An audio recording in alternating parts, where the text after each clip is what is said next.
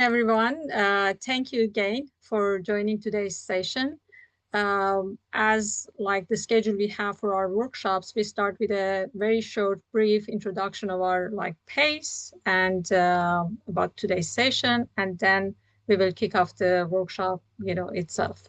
So you may already know me. My name is Vartuhi Andreasyan, and I'm a business counseling manager at Pace Business Development Center.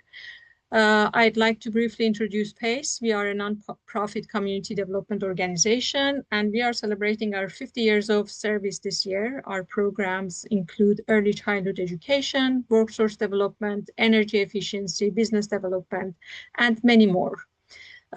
Through our Business Development Center, we support entrepreneurs across Southern California by offering business counseling, procurement services, and access to capital. PACE operates 2 of 10 BusinessSource Centers in the city of Los Angeles, which is Pico-Union Westlake and Hollywood Center.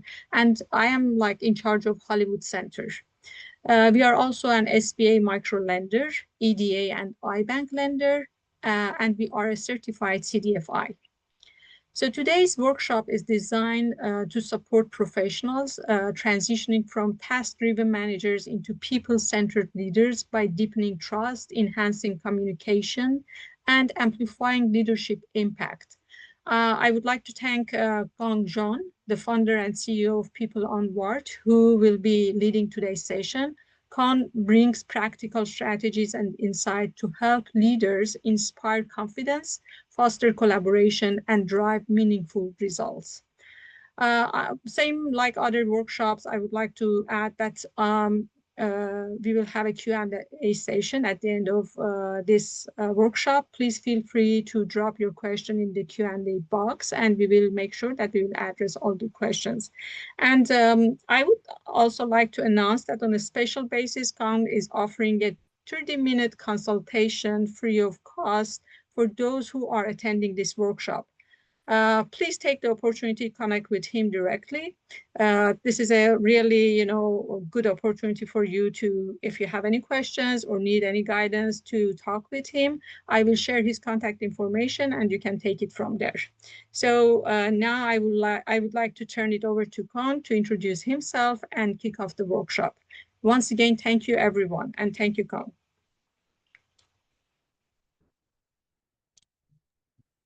All right. Thank you so much, Vartuhi. I appreciate it. And let me just see where I could pull my screen here. Okay. Can you see my screen? Yes. Okay, perfect.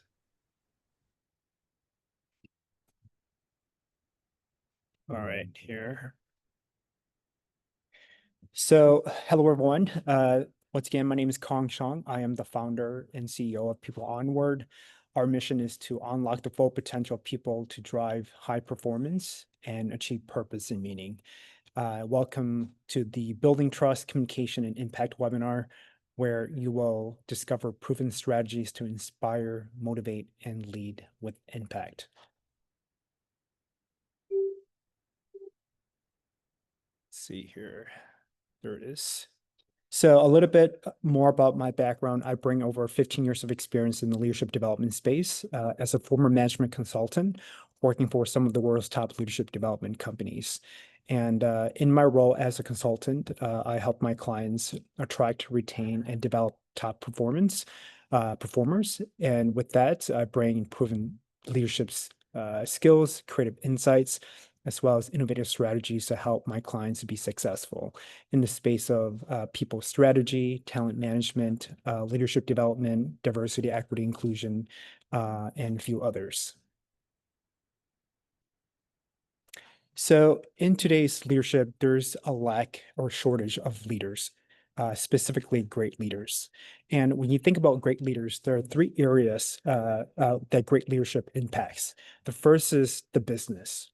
When it comes to an organization's performance, it requires strong leadership.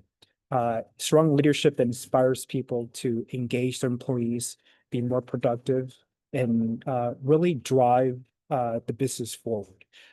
In the space of entrepreneurship or business, we often think about, this concept of treating your people or taking care of your people so that they can take care of the business. If you have the foundation set in stone, then, your people will take care of the business, therefore less headache for you, right? So it's really operating from a strategic standpoint as a business leader. In today's challenges, we often face remote work with managing employees in multiple time zones. And hybrid work also allows a bit of that to unfold. There's also rapid change in technology. Of course, as we all know, there's a lot of talk about artificial intelligence and how it's becoming smarter and smarter by the week. And then there's also a lot of talk about workplace burnout, where employees feel like they're burning out because they're just overwhelmed, overworked, and there's not a work-life balance. And so these are just some of the challenges that I'm hearing from my clients, as well as in the greater discussion when it comes to human resources and managing people. Of course, a lot of these challenges could be tackled directly by adaptive leadership. And adaptive leadership is really about being a leader that can quickly identify issues and then find solutions to tackle those issues head on and quite early. In the great leadership space, there's also places where people can actually learn to elevate their mindset and avoid pitfalls. And in this discussion or webinar, we'll discuss some of those pitfalls and what that looks like. But it's really about, being a great leader is really about building a culture that's inclusive, that's productive, where your employees feel like they valued, they're being respected, and that they feel seen. And when you create that type of company culture, then that promotes employees to come up with effective decision-making skills, as well as it empowers them to perform at their best as a high performer. So when it comes to the journey of transition from a good manager to a great leader, it really is a mindset, and also a part of it is skill set. But the three areas that I often take my clients through their journey of good manager to great leader are these four: leading with impact, communicating clearly, building trust, and avoiding mistakes. And I'll go through each one. So when it comes to leading with impact, what that really is, being a leader, you drive results through influence, not authority. And you do that not short term, but long term. Compared to a good manager has KPIs, they have quarterly goals that they have to meet, but a great leader drives results. They build sustainable systems, processes, cultures, capabilities, and people to help grow the business over time.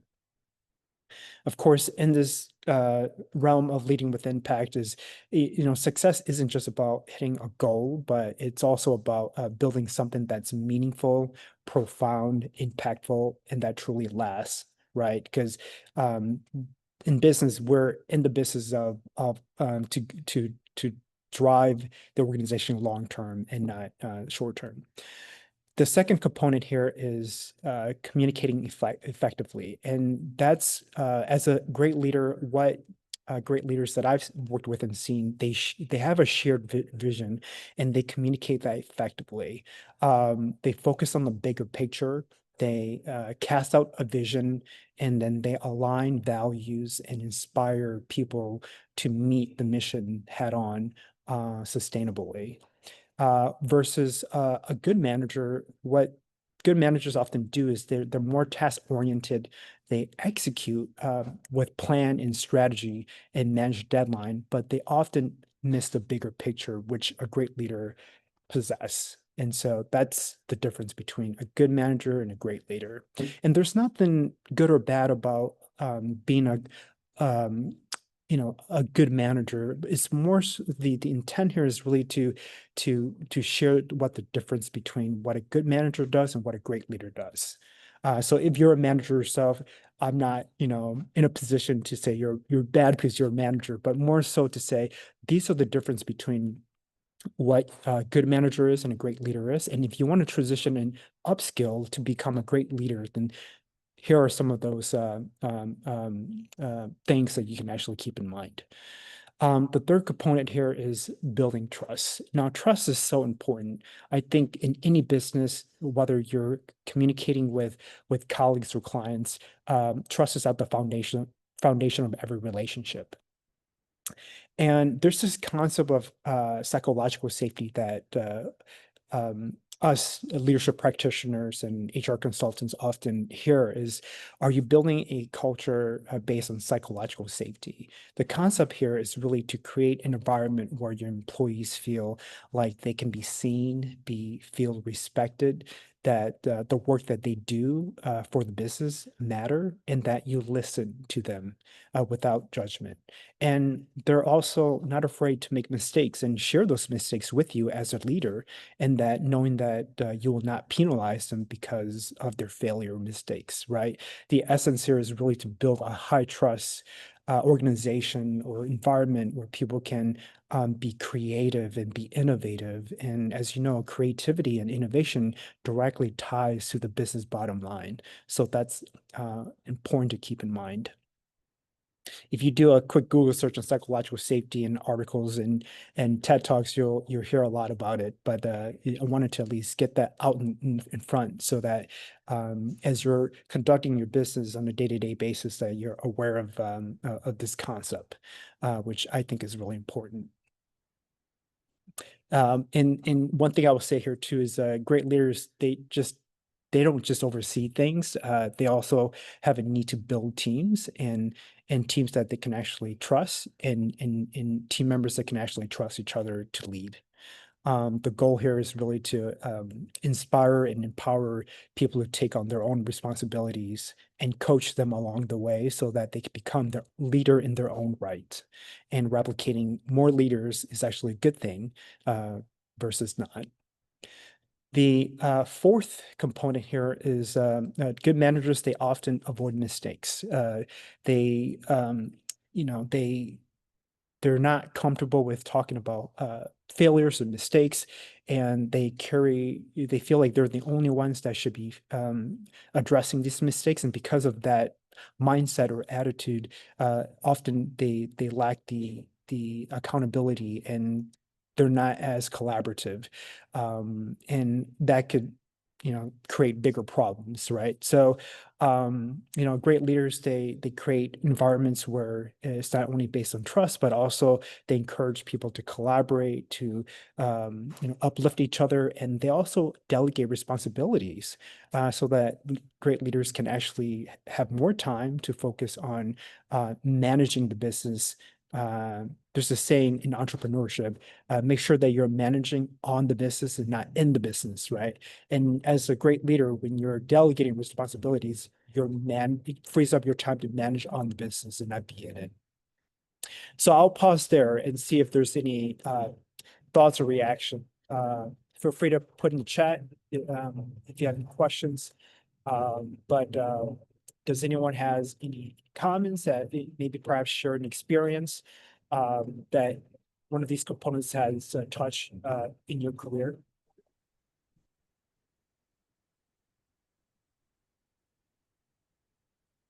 I have a question, Sure. Kang.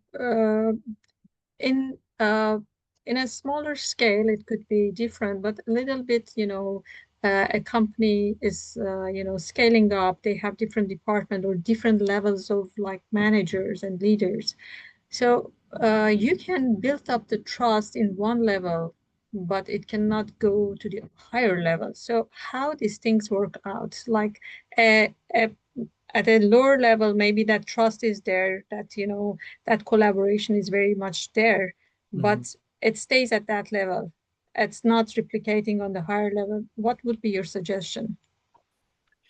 Yeah, so my first suggestion is really hire a coach or a consultant that can really guide and guide people through their journey of building a high trust environment. trust is really about relationship building, and in a bigger organization is really about community, right? And so there has to be structures and systems in place, and also supported by executive leadership, that really creates an environment where people can actually feel like they can replicate more of these skills, and coach these people to build more of these environments, right? So, for example, earlier I said a great leader, what they do is they coach people to empower them to become better leaders, and what this leader is essentially doing is they're replicating more of them, more great leaders within the organization. And when you have an organization comprised of great leadership, then there's there's room for innovation and creativity, right? So the other thing I would also mention is that as a business executive or business leader, if you have the budget, invest in your people, have training and development programs in place, train your people to and upskill them so that they can become the best version of themselves as a leader. And when you have an environment of training, development, and coaching, then those two things can really transform your company culture. Does that make sense? Yes, yes, but that makes sense. And again, for me, like it was more on the, if the leadership, the higher leadership is on the same, page, Hmm. how it can work out.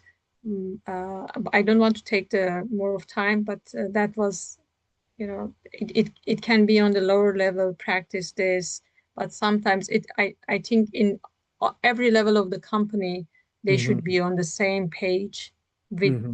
with the mission and Mm. what they are expecting. Exactly. That's the way that they will get the best. Exactly. Yeah. Yeah. I've worked with a lot of companies, and there's this notion of top-down approach, meaning that executive leaders set the tone, and then it trickles down. And so what that does is that it gives mid-level leaders, managers, the chance to implement initiatives because they know that it's being supported by executive leadership. And so I think trust in any relationship, whether you're a manager or a leader, or if you're sitting the C-suite, or if you're a manager leading other managers, there's the relationship dynamic could differ. And so it really depends on the environment, the company, and the mission. The one thing I would say is that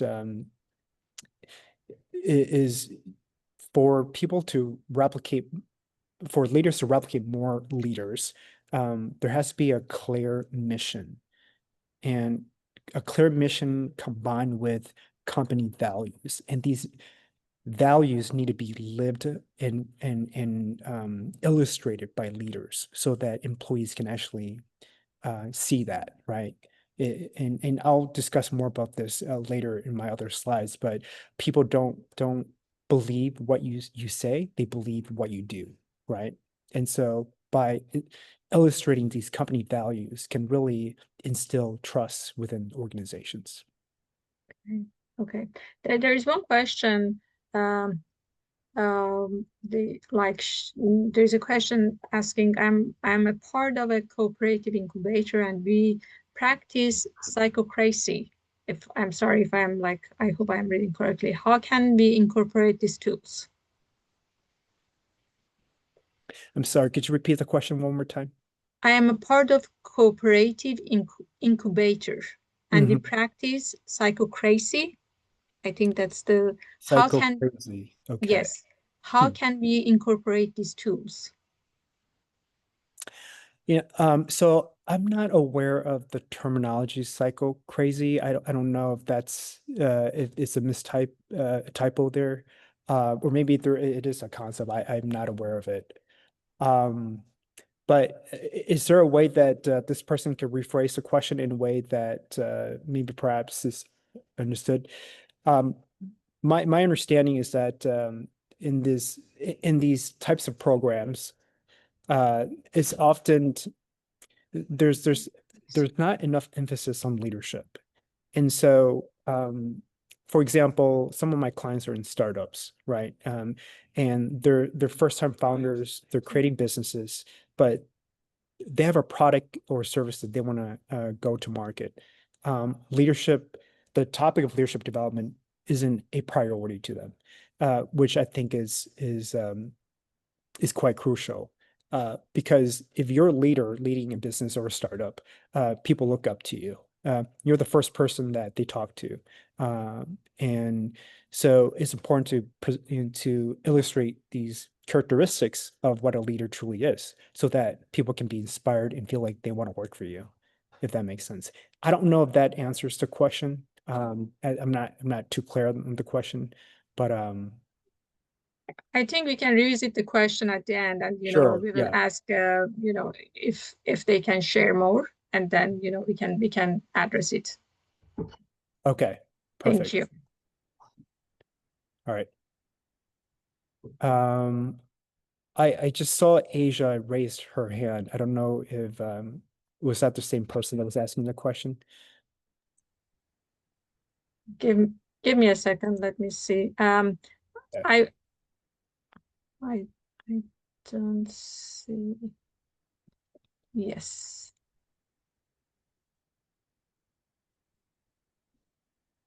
this is like my system doesn't show. Yeah. If not, we can, Asia, if you're okay, if you could save your question until the end, that'd be fantastic. Yes. I'd love to move on here, just to respect people's time. So when it comes to leadership styles and well, first of all, pitfalls and mistakes. So there are three types of mistakes that we'll cover here in this webinar. The first mistake here is that good managers, they often micromanage, whereas leaders, they often empower, right? And the key word is often. So I'm not saying that all managers are this way, all leaders are this way. Just generally speaking, we should understand the difference between what micromanaging is and what empowering someone or people looks like.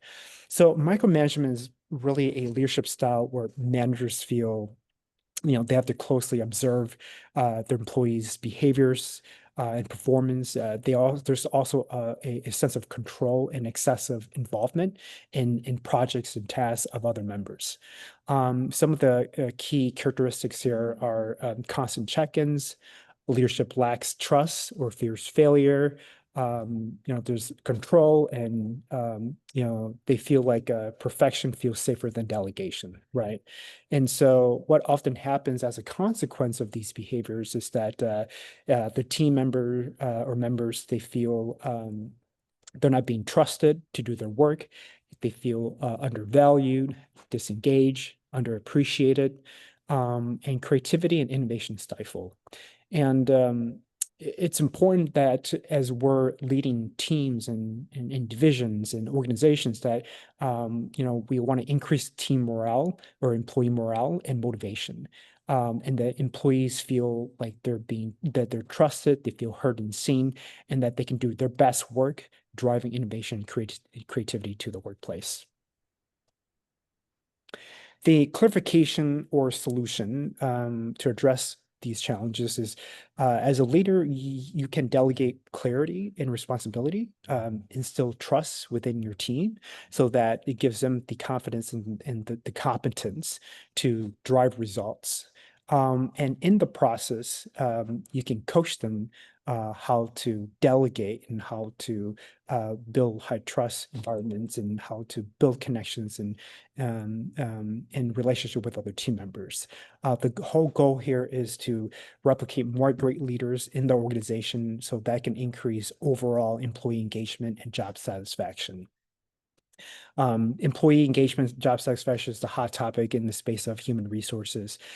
People feel like they're not happy, and there's a lack of supportive tools out there for them. And so it's important as leaders that we coach our people to not only perform at their best, but give them the tool set, mindset, and skill set to really do that.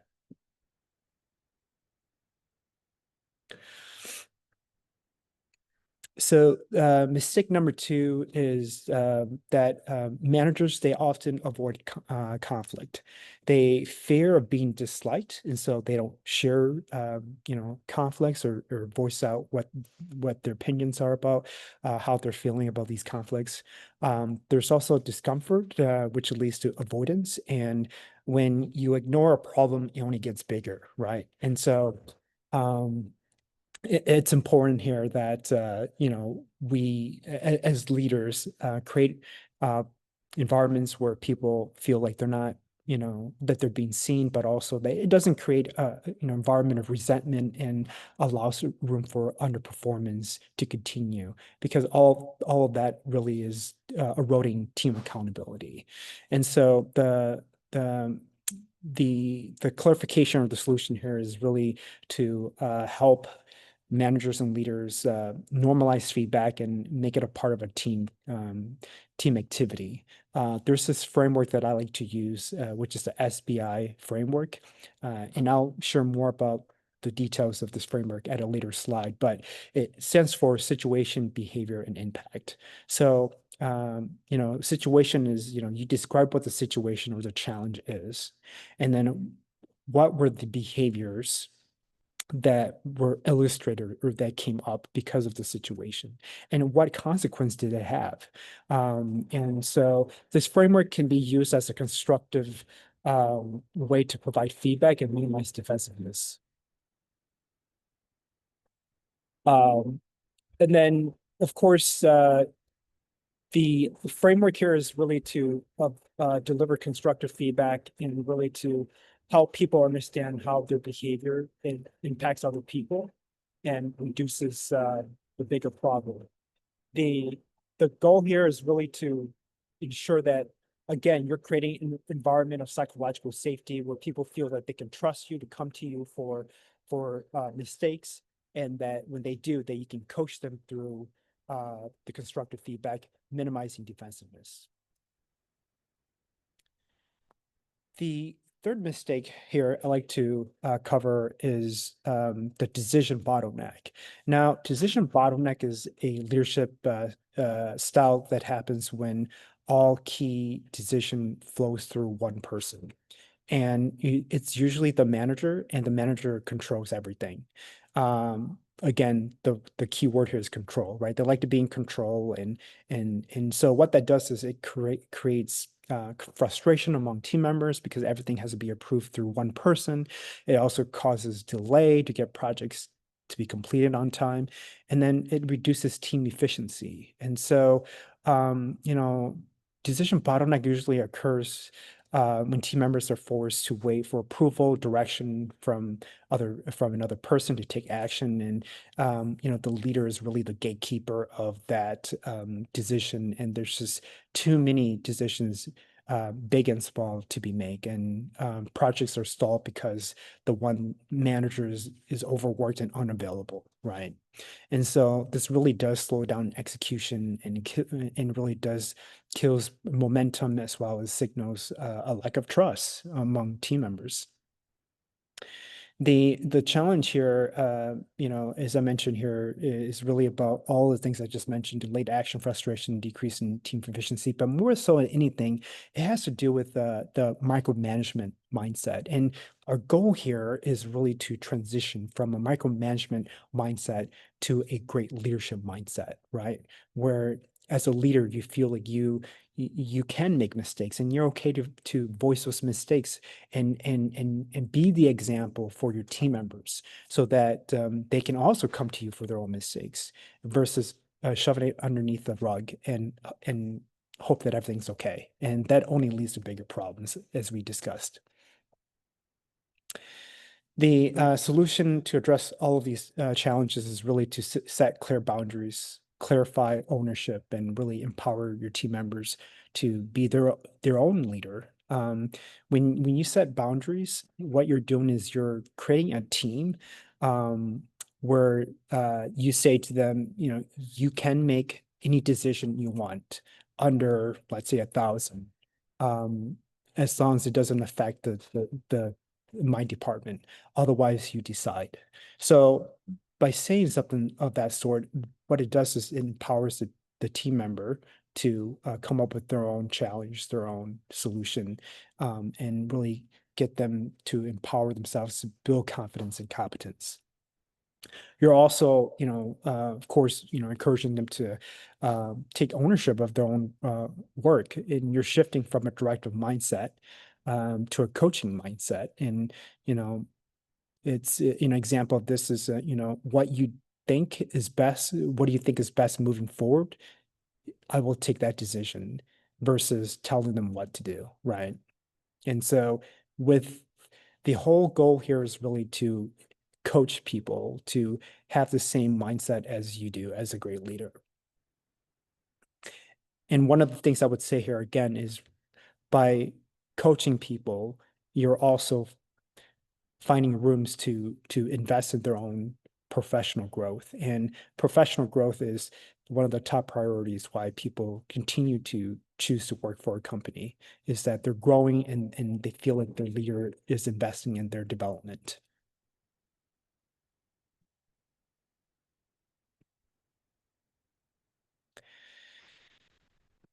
So when it comes to building a high trust workplace or business with accountability, there are four components that I like to share. Consistency, effective communication, which we kind of cover already, but I'll say it again, accountability and the trust equation. And I'm happy to go through each one here. So consistency is really about the leader leading with by example. They're aligning their words and action. They're modeling the behavior they want to see in other people, right? Leaders go first, right? And followers follow, right? And so you want to be able to show integrity throughout the process and if you make mistakes, admit that you made mistakes and find solutions to address those mistakes and keep your promises. These are some of the characteristics that employees look for when they work for a great leader. You're really demonstrating humility and vulnerability, which humanizes the process of people development and invites other people to do the same. And it then in all builds trust within the team and organization. And you want to be consistent. The key word here is replicating these behaviors you want to see in other people, but be consistent in how you treat people. And that's through fairness and creating a culture of psychological safety. And your team will do what you want to do if you demonstrate these behaviors early on. And that's the key here, is that you want to be able to lead the way for other people. Now, the second component here is the effective communication component, where you're setting clear expectations and you're also sharing not just the what, but also the why. And when you're setting clear expectations, what you're doing is you're laying down the groundwork for the standards and the goals of the business. You're letting people know that these are the expectations to follow, and then you're consistent in terms of following up and ensuring that employees are meeting those expectations, which kind of ties into accountability. But when it comes to the sure what you do it and also why you do it is really about purpose. Like, why are you doing what you're doing? Like in business, I coach a lot of my entrepreneur clients. When they're going through some sort of major challenge and they can't find a way out, I encourage them to remind themselves why they are in business. And it's important to have a purpose, both a personal purpose and also an organizational purpose. A personal purpose could tie into why you wake up every morning as an individual, and it should be more than work. It should be more than um, you know life. It's a holistic approach, right? And it should be personal and deeply rooted in your values. And organizational why is really about the business. Why is the business and why is the organization in business? Why do you do what you do? Why do clients choose to buy your products and services versus your competitor? And when you have a sense of why, that is almost like the magic of a business, where creativity, innovation blossom. And so it is important to understand what your why is. And when it comes to accountability, we kind of discussed about this already here, but you really want to focus on holding people accountable, even yourself, to a high standard. And you're celebrating wins along the way, and you take failures as opportunities for growth. The whole essence of accountability here is really to focus on results, not just business, and you define what success looks like for you and for the team as well as the organization.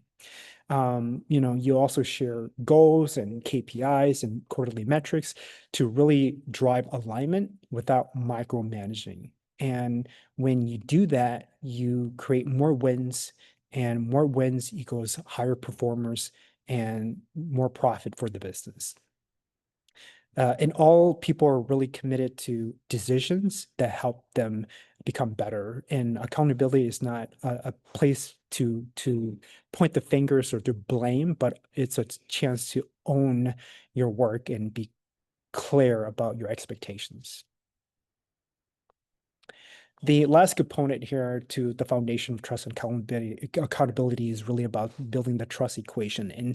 And I keep mentioning the word trust because it is one of the most important factors in business. You're creating an environment where people are safe to speak up, and not be afraid to be penalized if they disagree with you. In fact, as a leader, you want to be able to encourage people to disagree with you, because what that does is that drives room for creativity and innovation. They may see your blind spots, that you might not have seen. And so, and then the second bullet point here is really to recognize people that go above and beyond. You want to reward the high performers. You want to be able to recognize those that go above and beyond to support other people, to become better at their role. And you're building a culture that's shaped by what gets noticed and rewarded and repeated. So I'll pause there. That was a lot of information. And so I'll take this opportunity to see if anyone has any questions, or want to share a story or comments. Uh, there is one request in the previous page. If you, after, like, let's pause, see if there is any question. Okay, this part, there's like, Nadia asked if you could please repeat the last idea. Can you please repeat that part? The part about the clarification, setting clear boundaries. Yes. Okay. So again, so the solution to tackle some of these, bottleneck decision is really to set clear boundaries. As a leader, you want to be able to move projects and deadlines along as quickly as possible, right? Without any delay or decrease in team efficiency. And so to do that, you set clear boundaries so that actions so that projects can move quickly, without someone needing to approve. You're also setting clear ownership. So for example, I'm a business leader and I have a report under me, and I want to be able to, let's say, process a major client engagement. I'm going to delegate some of the responsibilities to someone else so that they can take ownership of that project, so that I can focus on the things that matter most to the business. The goal here is to operate from a strategic level.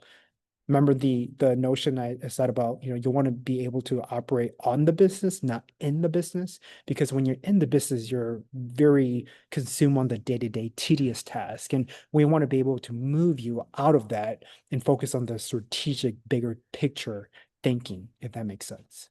And the goal here is to coach and to delegate responsibilities to employees or people that work with you, and have them take ownership of those responsibilities, and coach and empower them to take on those responsibilities, so that you can focus on the strategy side of the business, which is where the money-making component is. I hope that answers the question. Uh, uh, Nadia actually added that you mentioned previously, this is your phrase. And instead of telling them what to do, you have to, that part, like, she's missing that part. If you don't want to tell them what to do, what you have to tell them.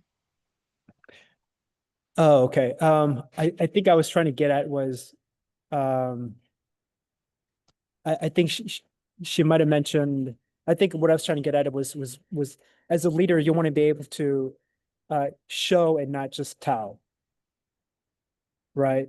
So by telling people what to do, essentially what you're doing is you're basically delegating, which is fine, but to build a high trust environment, you have to make sure that you're also illustrating the behaviors that you want out of them. So if you want to train a ordinary normal employee to a high performer, then you have to um, illustrate behaviors yourself as what a high performer does.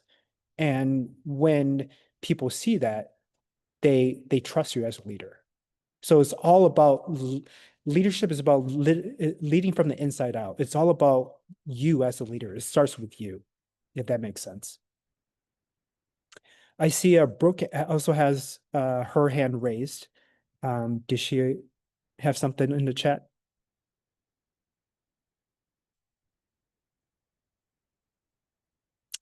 I'm sorry, Victoria, you're mute. I can't hear you. I'm sorry. I am trying to see. I don't see any hands raised as of now. Okay. All right. Okay. Moving on to the next slide here then. So when it comes to communicating with clarity and confidence, there's a few frameworks out there, but the one that I like to use that has become effective with my clients is the SBIC framework. It stands for situation, behavior, impact, commitment. And I mentioned this on the previous slide, but I want to say it again here and to illustrate it with more clarity.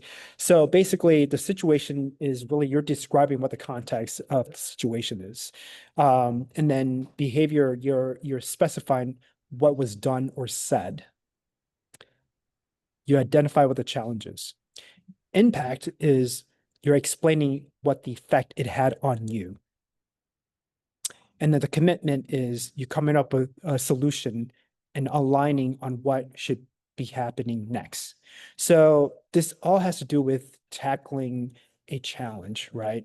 So for example, I'm just gonna give you an example. Charles, in yesterday's meeting, which is the situation, you interpret it twice, which is the behavior, which disrupted my flow and thought logic, which is the impact. Can we agree to let each other finish their thought next time, which is a commitment? So that's just a brief example of that. And you can use this framework in any situation where you've come across a challenge in the workplace. That has, what it does is it promotes, clear communication. It also builds decision-making skills, really avoids dependency and encourages strategic thinking. When you're implementing this framework, you want to make sure that you're doing it in a way that's structured, where attention is on the other party and that there's room uh, for speaking and listening. In leadership and of course in other areas, when you're a leader, you should be doing 80% of the listening, 20% of the talking. And when you're using this framework, that's a tool you want to follow. It's an 80-20 rule. And what that does is it really, helps the meeting to go by smoothly, and it really sets clear expectations. And then you want to be able to write everything that's been discussed in this meeting. And then you follow up with consistency, because consistency just to make sure that there's accountability on both parties to move forward. Does that make sense?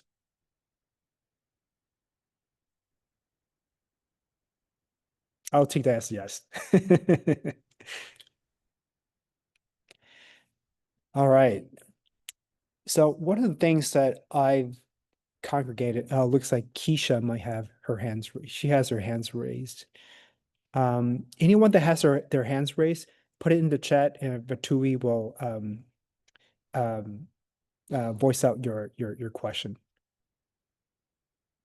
Yes, please write your questions and we will address it, considering the time, we will try to address them all at the end. So when it comes to decision-making tools, it's a 70-20-10 rule that I like to follow.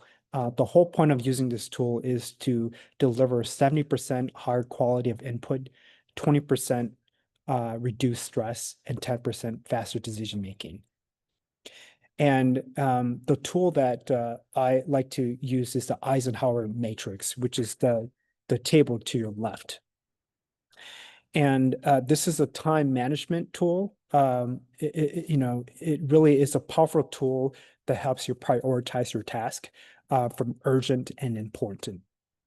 And the Eisen matrix was actually popularized by U.S. President Dwight Eisenhower, who famously said, "What is important is seldom urgent, and what is urgent is seldom important," which I think is a powerful quote. So to understand this matrix, and I'll break it down. So quadrant one, there's 4 quadrants, 1, 2, 3, 4. Quadrant 1 is the do quadrant, right? It's a combination of urgent plus important task. And these are things like handling crisis, meeting deadlines, immediate problems that you have to solve. It needs your attention and focus right away, right? So examples, last minute client issues, project deadlines, emergency team meetings. Quadrant 2 is the decide quadrant, which is a combination of not urgent and important, where you schedule it. It's long-term planning, growth strategy, relationship building. You're also addressing crucial task, but it's often overlooked because it's not too urgent.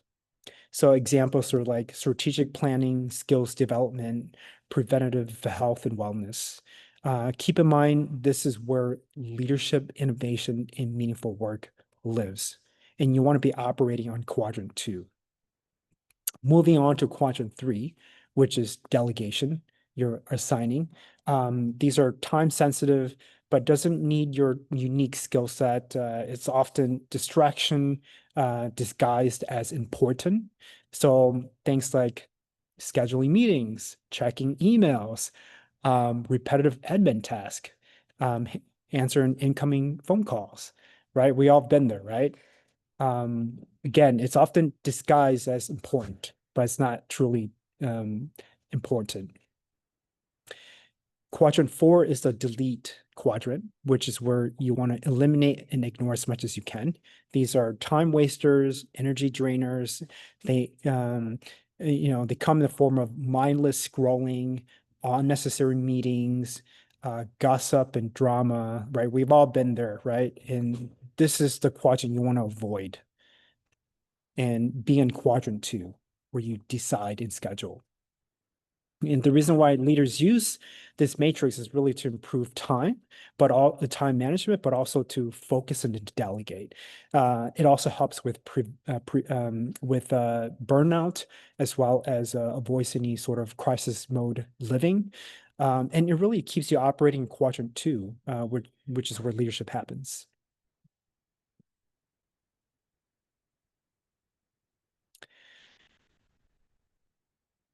When it comes to mindset shifts and turning good leaders into great leadership to great leaders, there are 3 things that often come to mind. Great leadership is really about influence, not authority. You're being open and transparent, and you're also a continuous learner. Happy to dive into each one here. Influence and authority. So often the greatest mistakes that I find in leaders is that they're often too authoritative and they're not influential enough. Great leaders, they lead, with impact. right? We talked about leading with impact. They lead with example. They show up consistently. They communicate transparently. They're always modeling the behavior they want to see. And so, because of all of this, they're able to build trust quickly and replicate more great leaders. And so, they're also people that, they ask more than they tell. They're curious. They also listen more than they talk. So it's the 80-20 rule. You listen 80% of the time, 20% of the talking, right? Another skill that they demonstrate is that they're open and transparent. They create places where people can provide feedback, and they also use the SBI framework that we discussed. They're also able to address issues early on. These are just things that we discussed, but the thing about these things that differ from managers, that managers, they often avoid feedback. They often avoid addressing issues. And so the goal here is to shift your mindset to becoming a great leader. And then great leaders, they are continuous learners. They make time for self-improvement. They're also highly aware of themselves and their blind spots. They know their strengths and weaknesses. They're also coachable and they also stay focused. Leadership isn't just a role, it's a responsibility. And avoiding, these mistakes will make you become a better leader. And so you want to be able to be in a position where you're influencing people by empowering and inspiring them to be at their best self.